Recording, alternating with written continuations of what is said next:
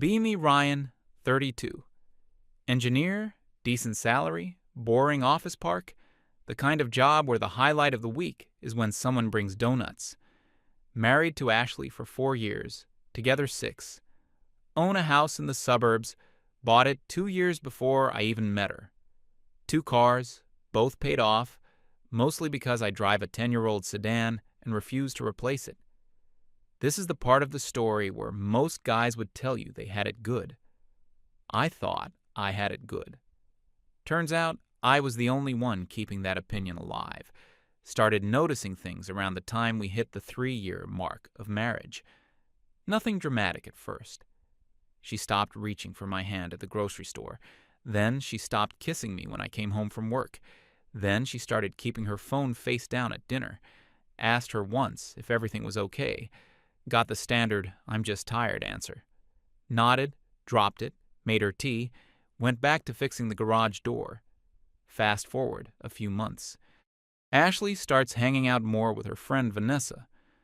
Vanessa was on her 2nd divorce at this point. 3rd time crashing on our couch in a single quarter. Every time she left, Ashley would be a little colder for about a week. I thought it was because Vanessa was venting and bringing her down. I would later learn that Vanessa was not venting. She was training.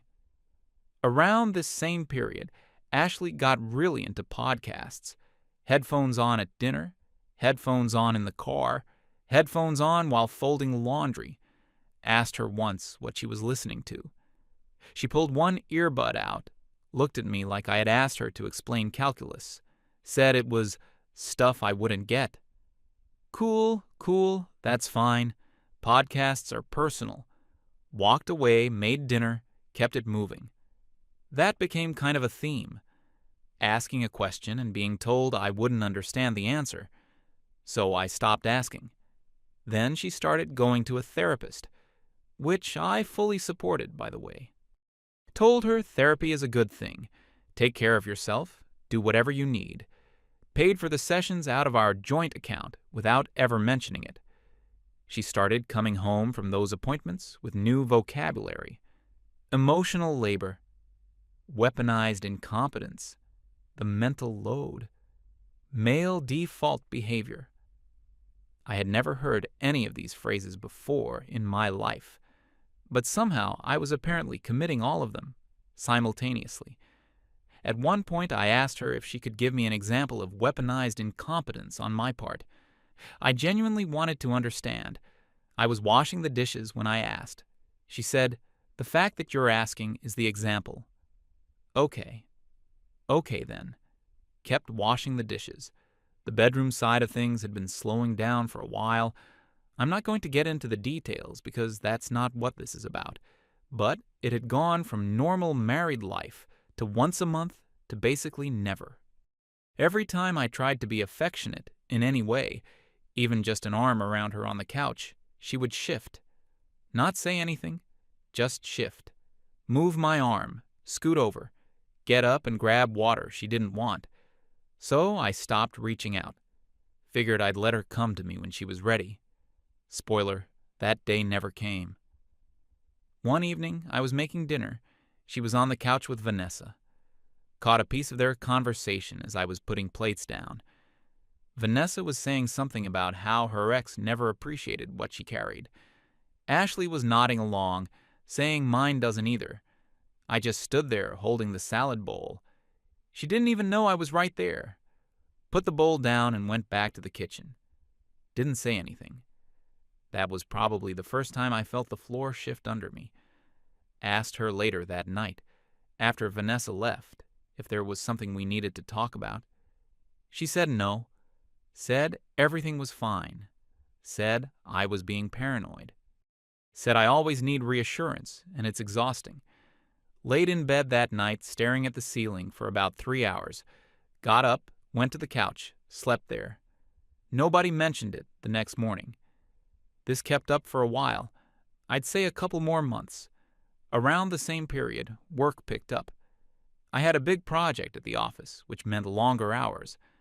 I was the lead engineer on the team, and the contract had real money attached to it. I came home most nights around 8. sometimes 9. She had usually already eaten. She had usually already started a movie or a show without me.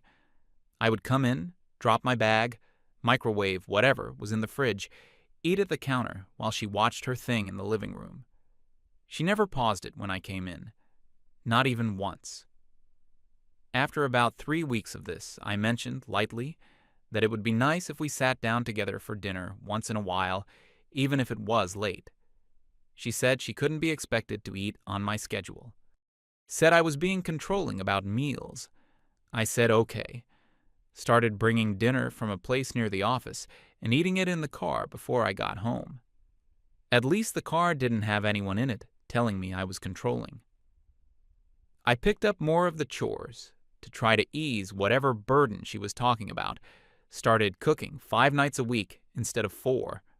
Took over laundry entirely. Handled all the finances, which I already did anyway. Scheduled her dentist appointments because she said scheduling was draining. Bought her flowers on a random weekday because I read somewhere that random gestures matter more than planned ones. She looked at the flowers and said, "Are you trying to get something?" Told her no, just wanted to bring you something. She said okay and put them on the counter. They sat there until they died. She never put them in a vase. I threw them out when they started dropping petals on the floor. Around this time, our anniversary came up, 4th year. Planned a whole evening. Made a reservation at the place we went to on our second date. Called ahead to make sure they still made the dessert she used to love. They did. Got a sitter for the dog, picked up her favorite wine, the whole thing.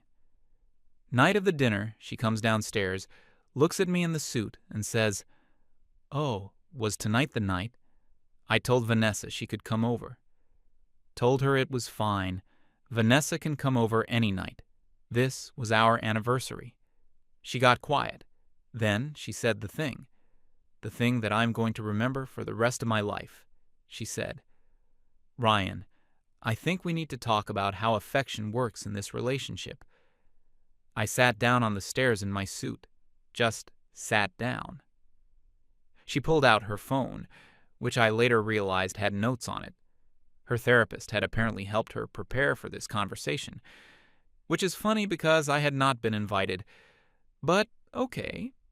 She explained in a very calm corporate voice that affection is not a default in healthy adult relationships, that it needs to be earned, that right now I had not earned it. Asked her what earning it looked like. She said it was hard to define, but I would know it when I started doing it. Asked her if there was a list. She actually paused. Then she said yes, and pulled it up on her phone. A list, typed out, numbered. I have never in my life felt the floor go out from under me the way it did when I saw that list. Not going to repeat the items, because honestly, half of them I have already done my whole life. But the gist was that until I could prove emotional presence and reduce my default male energy in our home, physical and emotional affection would be something I had to work toward, not something we shared. I sat there in my anniversary suit, looking at a corporate slide deck of how to earn my own wife's attention. Said, okay. Said I'd try. Went upstairs, changed into normal clothes, called the restaurant, canceled the reservation, ate cereal at the counter while she watched a documentary in the living room with Vanessa, who showed up about an hour later. Nobody said happy anniversary to me. Not even me. I lay in bed that night doing this thing I sometimes do, where I rewind the entire relationship in my head, looking for the moment something broke. I couldn't find one. That bothered me more than anything else. If there had been a single big moment, I could have pointed at it. But there wasn't. It had just been small things, one after another, until it had become a different marriage entirely. So I tried. I really did. I am not proud of this part, because looking back, I cannot believe how far I went. I cooked even more. Stopped seeing my friends for poker on Thursday nights. I had been playing poker with the same 4 guys since college. Told them I had to take a break. They understood. They had all been married at some point. 2 of them were divorced. They understood with the specific kind of look that I would understand later. Stopped going fishing with my dad on weekends. My dad asked me why. Told him Ashley needed more presence at home. He just nodded and said, "Okay, son, you do what you need to do." He didn't push, which I appreciated at the time. Looking back, I think he already knew where this was going. He had seen it before. Signed up for an online course on active listening because Ashley sent me the link. Read 2 books that her therapist apparently recommended. Started journaling, which I still think is weird, but whatever. I tried. And every single time I tried, the bar moved. Cooked a nice dinner. You only did it so I'd owe you something. Listened to her vent for an hour. You were listening to respond, not to hear. Did the laundry, folded it, put it away. Performative domestic labor, that's manipulation. Asked her how her day was. You only ask so you can do the bare minimum and feel like a hero. I kid you not, those are paraphrases of actual things she said to me over a period of about 3 months. At no point did anything I do count as having earned anything. The goalposts didn't just move. They were on a treadmill. One night, I tried something different. I just sat with her on the couch and didn't do anything. Didn't ask anything. Didn't reach for the remote. Didn't reach for her. Just sat there. After about 10 minutes, she looked at me and asked what I was doing. Told her I was just being present. She said it felt aggressive. Actually used the word aggressive. Said me sitting silently next to her was a form of pressure. So I got up and went to the garage, turned on a podcast about woodworking, and sanded a piece of pine for an hour, just to do something with my hands that nobody could tell me was wrong. Another time, on a Saturday, I asked if she wanted to go for a walk. Nice day out. Dog hadn't had a proper walk in a while. She said walks were scheduled intimacy, and she wasn't in the mood for a performative coupledom. Took the dog by myself, walked for 2 hours. Came back, she was on the couch with Vanessa, who had let herself in with the spare key. I had not given Vanessa a spare key. Ashley had, without telling me. I asked Ashley about it later that night. She said the spare key was a household resource, and I was being possessive about access to my own home.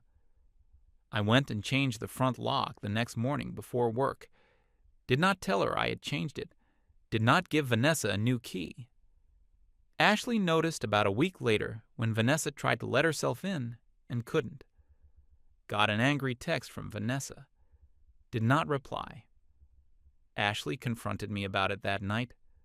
Told her the lock was old, and I had been meaning to replace it, which was technically true. I had been meaning to replace it for about 7 days. She did not buy that explanation, but she also could not really argue with it. That was, in retrospect, the first time I'd pushed back on anything in over a year. It felt strange. Strange in a good way. I started losing weight. Not on purpose. Just stopped having an appetite. I dropped close to 15 pounds without really noticing until my belt buckle was on a new hole. My mother called one Sunday and asked if I was sick. Told her no, just a busy work stretch. She didn't believe me, but she didn't push either. My mom has always known when to wait me out. My coworker Steve noticed too. Steve is 40-something, divorced about 2 years now, sits across from me at lunch most days. Steve eats like a normal person. I had been eating a sad salad for about a week straight. Steve put his fork down one day, looked at me and said, "Ryan, I know that face. I had that face. You're paying rent on a house where the lights got turned off 6 months ago. The bill just keeps coming. You're going to keep paying it until you decide not to." Told him it wasn't that bad. He said, "Okay," in the way that means it is exactly that bad. Then he said one more thing. He said, "When you finally check out, don't negotiate. Just leave. Negotiating is how you end up back inside paying rent on a darker house." Laughed it off. but I wrote that line down later. Not in the journal Ashley wanted me to keep, a different one. Steve and I started having lunch together more often after that. He never pushed for details, just talked about normal stuff. His daughter was applying to colleges. He was dating again, casually, nothing serious. He told me one afternoon, out of nowhere, that the hardest part of his own divorce wasn't the divorce. It was the year before, when he was still trying to fix something that was already broken. He said he had spent more energy in that 1 year than in the entire decade of marriage that came before. He said the moment he stopped trying, everything got quieter. Not better right away, just quieter. And quiet was the first step toward being okay. I didn't say much during that lunch, just listened. But I remember thinking, riding back to the office, that quiet sounded really good. Around this time, I started noticing Vanessa was at our house an absurd amount, like 4 nights a week. She had her own glass in our cabinet. She had a blanket folded on our couch with her name basically on it.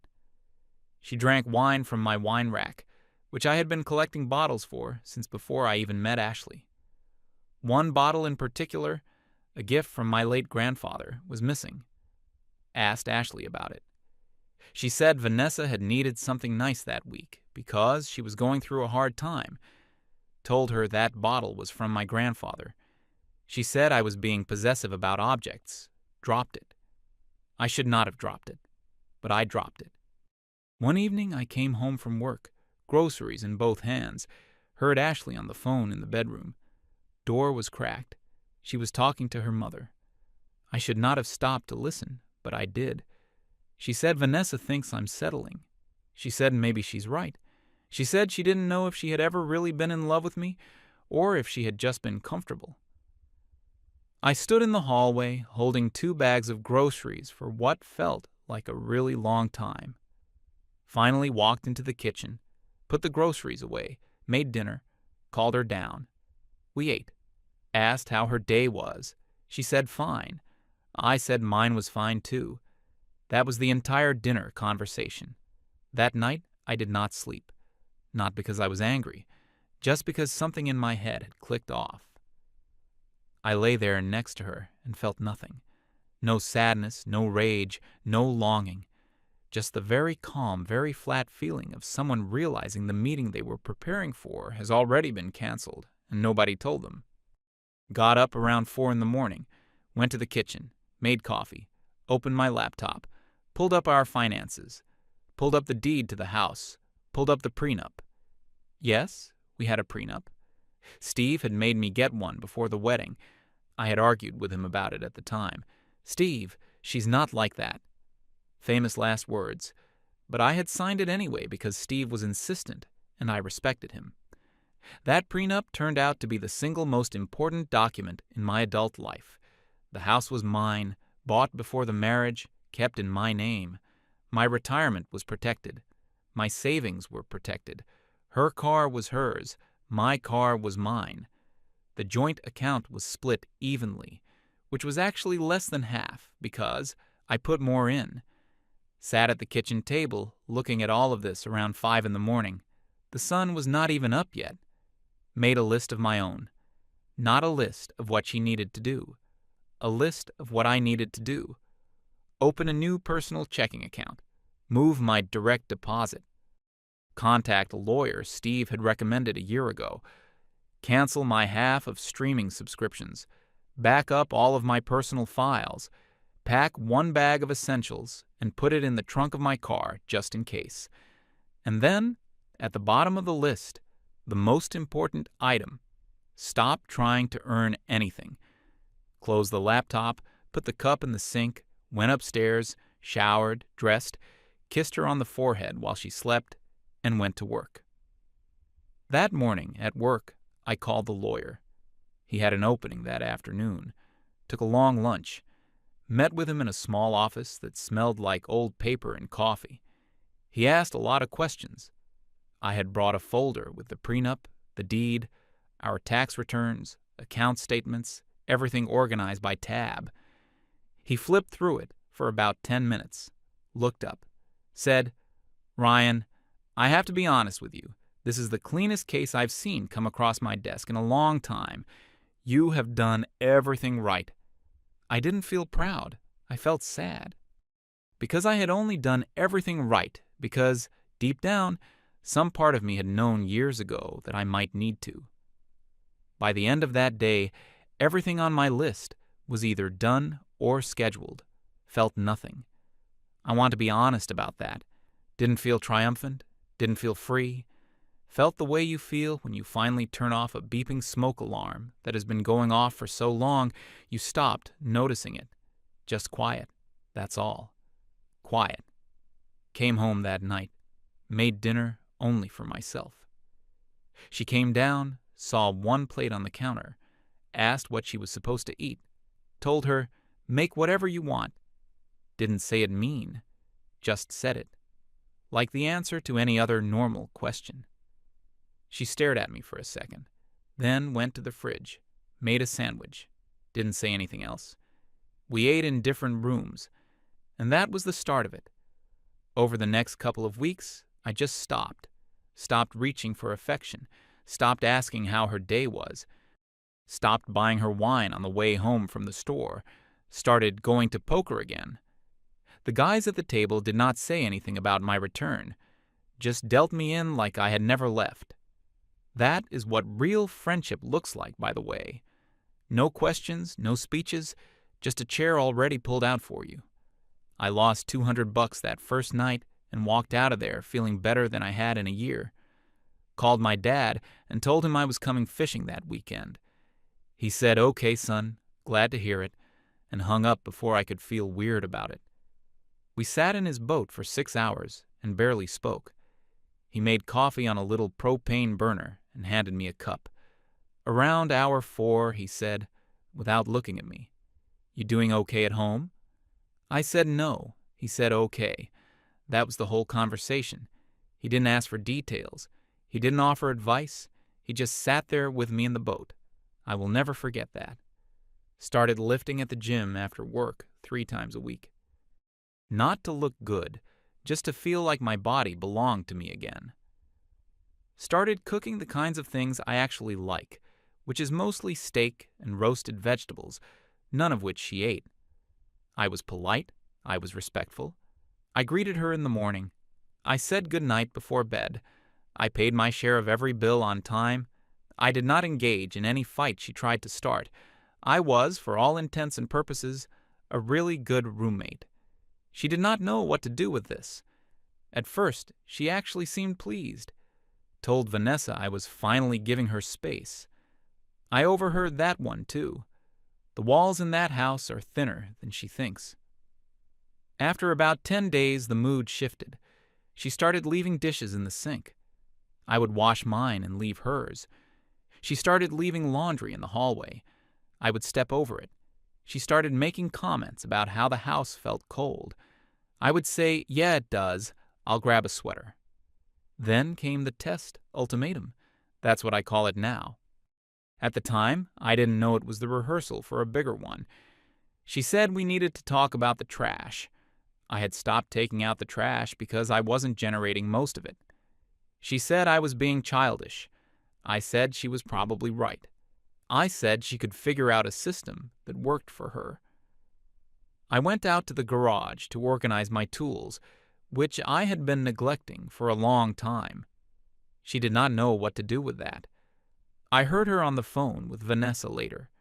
Vanessa told her to give me an ultimatum. Vanessa said, "They always crack on the ultimatum. Mine did." Vanessa did not mention that her husband had cracked by leaving and never coming back, but Ashley would learn that part later. About a week after that, dinner. She had cooked, which was rare, some kind of pasta. I sat down, said thank you, ate. Halfway through, she put her fork down. She said, "Ryan, this isn't working. Either you start putting in real emotional work in this marriage, or I'm done." Chewed. Swallowed. Took a sip of water. I said, "Okay." I said, "You're done." I said it the same way you would say, "Okay, sounds good," if someone told you they were leaving the office early. She sat there with her mouth slightly open. She did not expect that. She really, truly did not expect that. Got up, went upstairs, came back down with a duffel bag that I had quietly packed about 3 weeks earlier. It was her duffel bag, with some of her things in it. Nothing important, just enough to make a point. Set it by the front door. Went back to the table, finished my pasta, said thank you again for cooking, and went to the garage. She stood in the doorway after a few minutes. Asked me what I thought I was doing. Told her I wasn't doing anything. Told her she had said she was done. I had agreed. Asked her where she was going to stay tonight. She said this was her house. I said calmly that it was not. I said the house was bought before the marriage, in my name, and that there was a prenup. Her face changed. She had forgotten about the prenup. She had signed it 4 years ago in a lawyer's office with a smile because at the time she had thought, this is so sweet that he's being responsible. Had a copy in the file cabinet in the garage. Did not show it to her that night. Just told her it existed. She didn't move for a long time. She called her mother. Could hear pieces of it through the wall. Her mother apparently did not say what she was hoping. I had always liked her mother. Her mother had told her, more than once over the years, that she was lucky. Her mother had said it to me too. Her mother knew. Called Vanessa next. Vanessa apparently did not pick up. Vanessa had a new boyfriend by this point. Vanessa was busy. Ashley sat on the couch for about 2 hours, made myself a cup of coffee, said good night, and went to the guest room. I had moved into the guest room 2 days earlier. She had not noticed. Over the next week, things got loud, not in the way you'd think. Nobody yelled, but the silence got loud. She tried a few different angles. Angle 1 was to act like everything was normal. Came down one morning, said good morning, asked if I wanted eggs, said, no thank you, I already ate. I had already eaten. I had started getting up an hour earlier to avoid morning overlap. Angle 2 was apology. She said she had been under a lot of stress at work. She said her therapist had been giving her bad advice. She said she had let Vanessa influence her too much. I said I appreciated her saying that. I said it didn't change anything. She asked what I meant, told her I had filed. I had filed 3 days earlier. Papers were already being processed. Her face went white. She sat down on the bottom stair. She said, you don't get to do this without warning me. I said she had been warning me for over a year. I had just finally started listening. Angle 3 was the dinner. She set up a whole evening, cooked, candles, wine, dressed up. I came home from work, saw the setup, took my shoes off, walked past it into the kitchen, made a sandwich, sat at the counter eating it. She stood in the dining room in a nice outfit waiting. After about 10 minutes, she came into the kitchen and asked me if I was even going to try. Told her, very calmly, that I had not earned this. Used her own words back to her. Did not say it to be cruel. Said it because it was the simplest, truest sentence available. She stared at me for a long time. Then she sat down on the kitchen floor. Actually sat down. On the tile. In her dress. She cried. I will be honest, that part was hard. I am not a robot. I had loved her for a long time. Watching her sit on the floor in a nice outfit and cry was one of the worst things I have ever sat through. But I did not move to comfort her, because I had finally understood something. Comforting her in that moment would have restarted everything. It would have been deposited as evidence that I would always come back. And then we'd be back at the list within a month.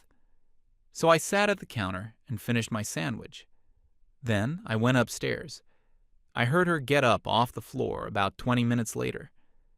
After that, she stopped trying with me. She started trying with everyone else. Before that happened, though, there was one more attempt that I should mention. She came home one evening with a bottle of wine and a sort of nervous energy, poured 2 glasses, set one in front of me at the table, said she had been thinking, said maybe she had been too harsh, said maybe the list had been a mistake, said she wanted to start over, said her therapist had brought up individual growth, and she now realized she had been pushing me too hard. I sat there listening, did not touch the wine. When she finished, I said thank you for telling me that. I said I appreciated her being honest. I said it didn't change anything. She asked why. Told her the simplest version I could think of. Told her I had stopped wanting to be in this marriage somewhere along the way, and I hadn't even noticed when. Told her this wasn't anger. Told her this wasn't punishment. Told her I just didn't have anything left to give to it. She sat there for a while. Then she said, "You have someone else, don't you?" And that was the moment I knew nothing she said for the rest of the conversation was going to be honest. Because there was no one else. There had never been anyone else. I had not even looked at another woman in a meaningful way the entire time we were married, but she could not picture a version of me leaving that didn't involve another woman. That told me more about her than anything she had said in the previous year. Told her there was no one else. Told her I just wanted out.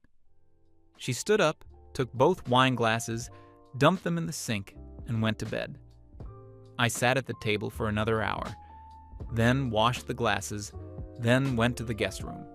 She called our mutual friends, told them I had snapped, told them I had been emotionally cold for months, told them I had become a different person.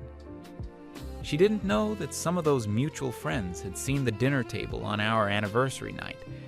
She didn't know that one of them had asked her in private, months earlier, why she was treating me the way she was. She didn't know that her version of the story was not landing the way she expected.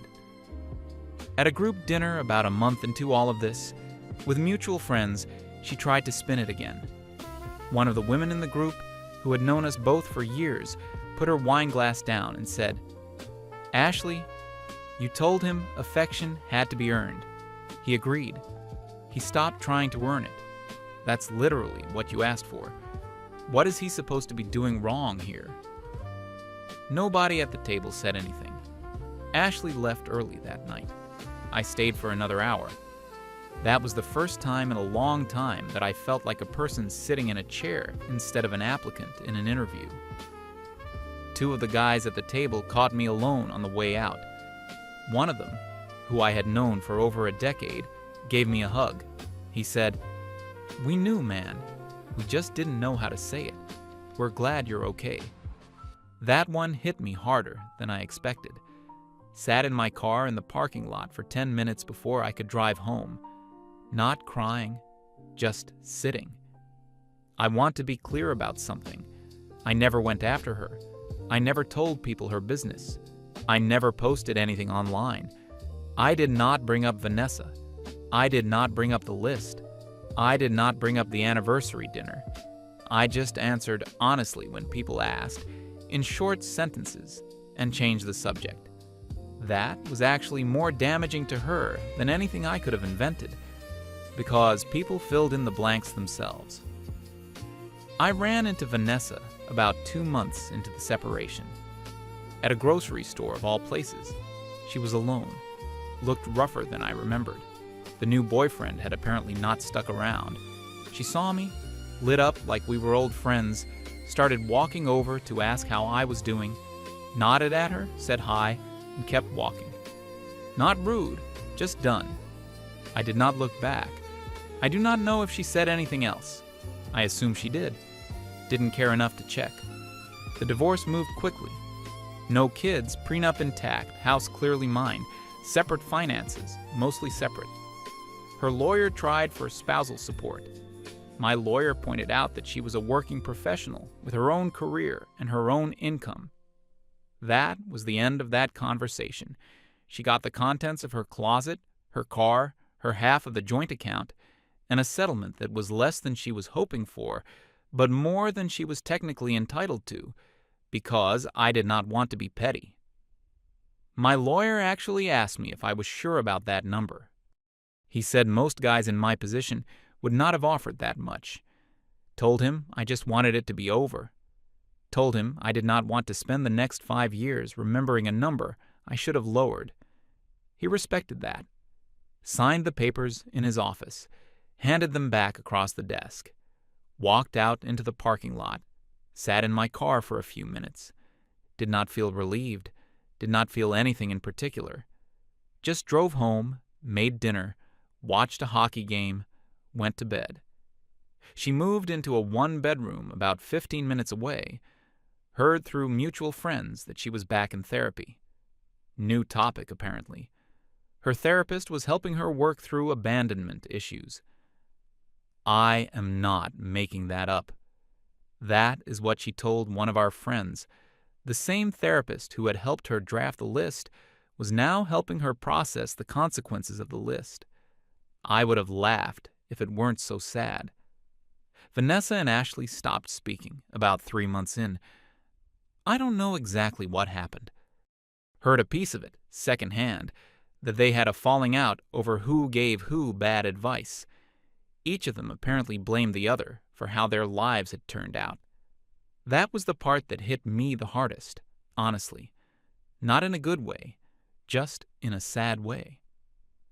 2 grown women who had spent years coaching each other into being miserable, now blaming each other for the misery. I did not feel triumphant about it, just felt tired. About 4 months in, I had a weird moment. Was at the grocery store, in the wine aisle, and I caught myself reaching for a bottle she used to like. Complete autopilot. I had not bought wine for myself in maybe 10 years, just always grabbed something she'd enjoy. I stood there with the bottle in my hand and realized I had no idea what kind of wine I actually preferred. None. I had no preferences of my own. I had been buying her wine for so long that my own taste had stopped existing. Put the bottle back. Walked over to a different shelf and grabbed something I had never tried. Turned out it was decent. That was the moment, honestly, that hit me harder than anything that happened during the divorce itself. Not the list, not the dinner on the floor, not the lawyer's office. Standing in a grocery store wine aisle, realizing I had quietly disappeared into someone else's preferences for years. I bought one more bottle just to have options at home. Called Steve on the way back to the car, just to say hey. He picked up, said, "What's up?" I said nothing, just wanted to say thanks for the prenup thing all those years ago. He laughed, said, "You're welcome. Now buy me a beer." I bought him several. 6 months out, I am writing this from my garage. Same garage, same house. The dog is asleep in the corner. Steve is supposed to come over later with a 6-pack. My dad and I have a fishing trip booked for next weekend. Started seeing a counselor of my own just to make sure I'm processing this in a healthy way, because I don't want to be the bitter divorced guy at the bar in 5 years. That counselor, by the way, is a man in his 50s with 2 grown kids and what seems like a stable marriage. He doesn't give me a list. He asks me what I want. I'm still figuring out the answer. That's okay. I have time. Not interested in dating right now. Might be eventually. Not in a hurry. I have not checked her social media once. Not even once. I deleted the apps that would have made it easy. I have not asked anyone how she's doing. Am not rooting for her to fail. Am not rooting for her to win. I genuinely do not have an opinion about her life anymore. And I think that is the part that would surprise her the most if she ever found out. That I just stopped thinking about her. Last week, I painted the inside of the house. A color she had vetoed about 3 years ago because it was too masculine. Ooh. Turned out it looks great. Kind of a deep gray green. The dog likes it too, probably. He hasn't complained. I bought a new couch. Got rid of the one Vanessa used to sleep on. Donated it to a shelter, actually. I figured someone could get more use out of it. Also bought a record player, of all things. I had always wanted one. She had always said they were pretentious. Turns out, sitting in my living room with a record on and a beer in my hand on a quiet evening is one of the best feelings in the world. My mom came over to see the new paint a few weekends ago. She walked through every room without saying a word, finally sat down at the kitchen table and asked if I had eaten. I said yes. She said, "You look like yourself again, Ryan." That one almost got me. Almost. I held it together because moms can tell when you're holding it together, and that's its own kind of conversation. One thing I want to add, because it surprised me. The dog. I had been worried about the dog this whole time. He had been around her his whole life. I figured he might be confused, withdrawn, off his food. None of that happened. Within about 2 weeks of her leaving, he was sleeping at the foot of my bed every night. He had never done that before. He had always slept in his bed by the closet, but now he just walked in around 10 every night, jumped up, circled twice, and dropped. I asked the vet about it at his next checkup. Vet shrugged, said dogs are honest in ways people aren't. He said dogs pick up on tension in a house and adjust accordingly. Said the dog might have been waiting a long time for things to settle down. That one stuck with me for a while. The dog had been waiting too. Nobody had asked him either. She told me affection had to be earned. I agreed. Then I decided I didn't want to apply for the job anymore. Turns out the position was harder to fill than she thought. That's it. That's the whole story. Thanks for reading.